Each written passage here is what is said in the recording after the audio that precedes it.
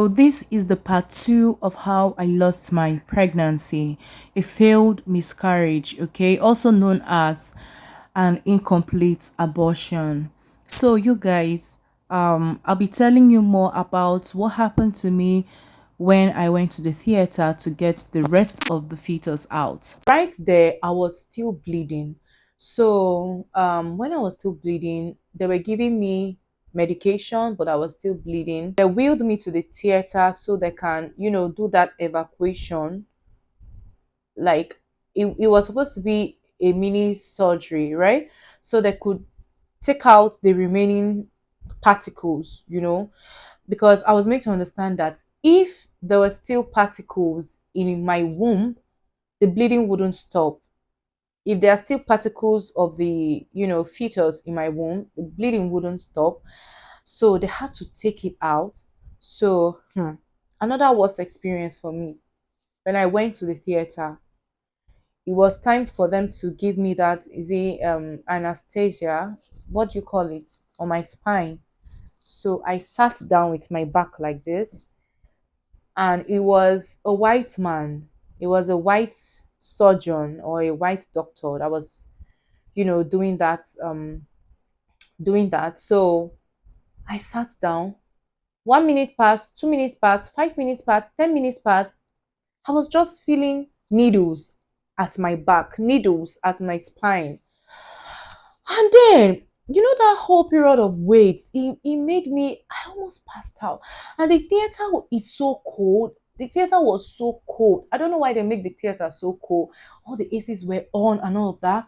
I was cold. I was shivering. I was shaking. So, do you guys know that the doctor could not get my spine? He tried and tried and tried and tried. He could not get the needle into the spine. And then, when the foreign doctor was doing that, the hospital, the Nigerian doctors were also in the theater, you guys.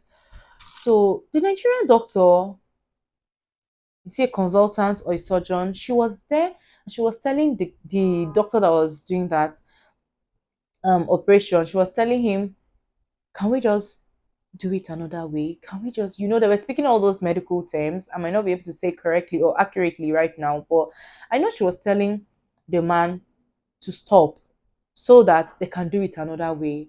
And the man was, he continued, oh my God, I suffered, though, the pain. My whole back was swollen from that needle, pierce, needle, pricking me with that needle. My whole back was swollen because he didn't stop. He really wanted to get it and he wasn't getting it. And I sat like this for a very long time. After a while, she persisted. That Nigerian doctor, she persisted that, see, we have to just stop this. They wheeled me back into the emergency unit, and then they did the oral. I'm forgetting it. I'm forgetting the name of the drug.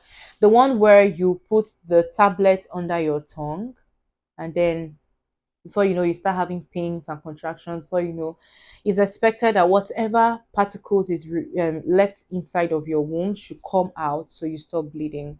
So I was in the hospital for days. I was going through all of that. Even while I came back home, they gave me the drug to continue, taking it, because the bleeding would not stop immediately. So it had to reduce little by little by little.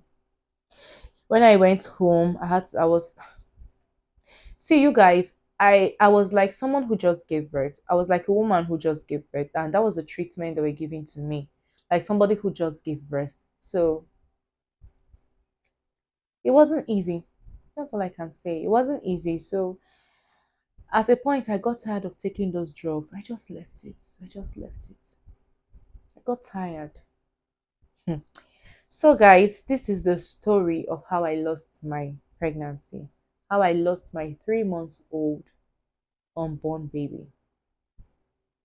Till today, I've not been able to get over it, but with time, I believe I'll be able to get over it. And by talking about it, when it happened, I was so ashamed. I felt defeated. I wasn't talking to anybody about it. I was bottling up. I was depressed. So when I started talking about it little by little, I was feeling some kind of ease. So talking about it also makes me free, you know. Talking about it also relieves me of the pain. So I just thought to share this experience with you. I just thought to share this experience with you. And for the women that have gone through miscarriage, you are strong. You are strong.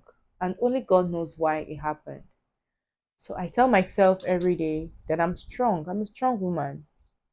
Only God knows why it happened. Only God knows why it happened. But thank God. Thank God.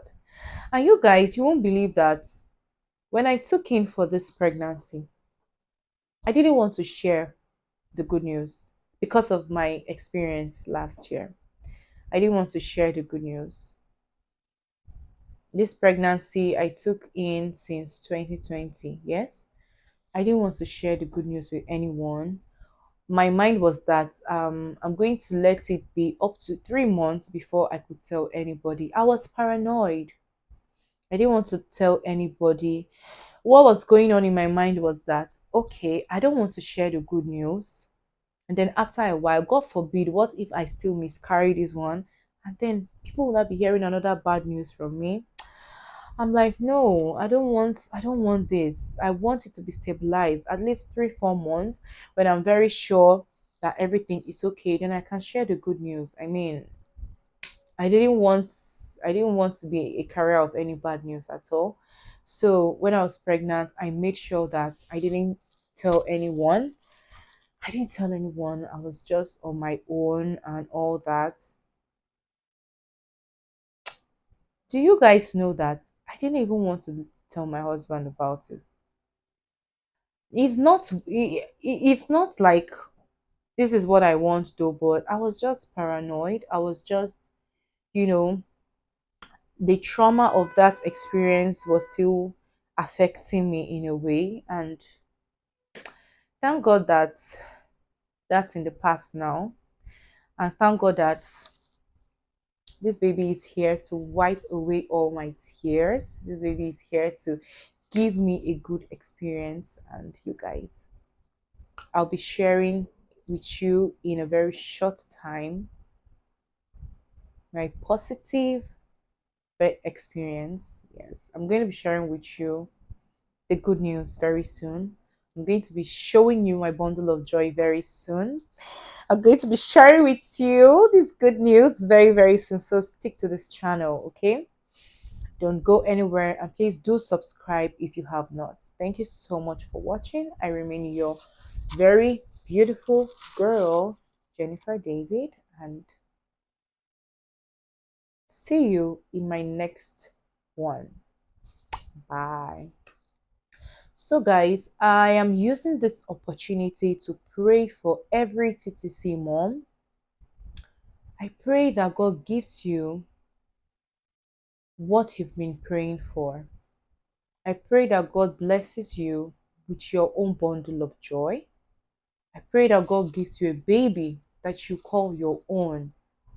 Yes. And I pray that you have a smooth and a healthy pregnancy. For all of you that are pregnant right now, I pray that you have a smooth, easygoing, and healthy pregnancy. And for those of us that are going to give birth very soon, I pray for safe delivery. I pray that everything goes smoothly to the glory of God. So thank you guys for watching. I'll see you in my next one.